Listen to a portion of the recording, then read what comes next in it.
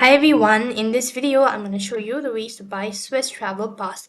In order to buy a Swiss travel pass, you have to follow the steps. First thing, you have to go and open up a link, that is swisspass.com. This is going to take you to the official page where you can buy a Swiss pass. So for that case, you have to go to this link. I'll make sure to drop it on my description box below as well. And here you can see the statement. So in order to buy a Swiss pass, you could first of all select a date or schedule a date for. So enter the date that is for, and when you've actually done this, you could go ahead and select the class type, validity, and how many passengers you're going with, and tickets, all that. And if you're sure about it, then confirm and tap on add to basket, or you could just go ahead and check out.